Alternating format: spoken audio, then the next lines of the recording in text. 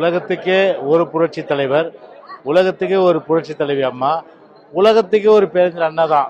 எனவே ஒரு தேர்தல் யுக்தி, அதாவது வாக்குகள் வாங்கணுன்றதுக்காக அவங்க யுக்தி, அந்த அடிப்படையில் வாக்குகள் அந்த பெருநன்ற யுக்திக்காக இந்த மாதிரி அண்ணாவுடைய திருப்பெயரை உபயோகிக்கிறது, அண்ணாவுடைய படத்தை உபயோகிக்கிறது, புரட்சி தலைவர் எம்ஜிஆருடைய படத்தை உபயோகிக்கிறது, புரட்சி தலைவரை பற்றி நாங்கள் தான் புரட்சி தலைவர் மாதிரி என்று சொல்கிறேன்.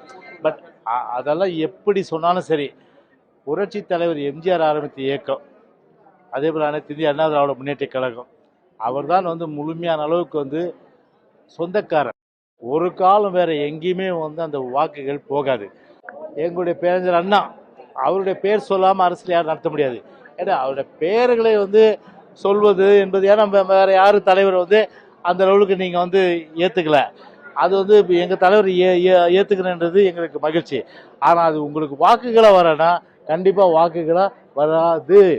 அது மட்டும் நான் உறுதியாக சொல்கிறேன். அது அதிமுக ஓட்டுன்றது, ரெட்டை ஓட்டுன்றது காலங்காலமாக அந்த கைகள் அதுக்கு தான் போகும். ஒன்று. ரெண்டாவது, புரட்சி தலைவருடைய அந்த தியாகங்கள், சிறைக்கு போயிருக்காரு, கிட்டத்தட்ட அண்ணாவோட பயணித்து ஆட்சியை பட்டி தொட்டி வளர்த்தவர். இது கருணாநிதி முதலமைச்சராக்கினார். அன்றைக்கு 1967 ஒரு மாபெரும் வெற்றி திமுக பெறுவதற்கு அன்றைக்கு அண்ணா முதலமைச்சர் அந்த காலகட்ட தியாகம், உழைப்பு, அவருடைய அந்த திரைப்படத்தில் அன்றைக்கு அந்த திமுக அண்ணா சரி, என்னைக்கும் சரி, புரட்சி தலைவர் எம்ஜிஆர் இன்னைக்கும் தெய்வமா உலகம் முழுமை வழங்குறாங்க. அதில் யார் புரட்சி தலைவர் படத்தை போட்டாலும் சரி, நாங்கள் தான் புரட்சி தலைவர் மாதிரி இருக்கோம், புரட்சி தலைவர் சொன்னாலும் சரி, மக்கள் ஒருபோது ஏற்றுக்க மாட்டாங்க.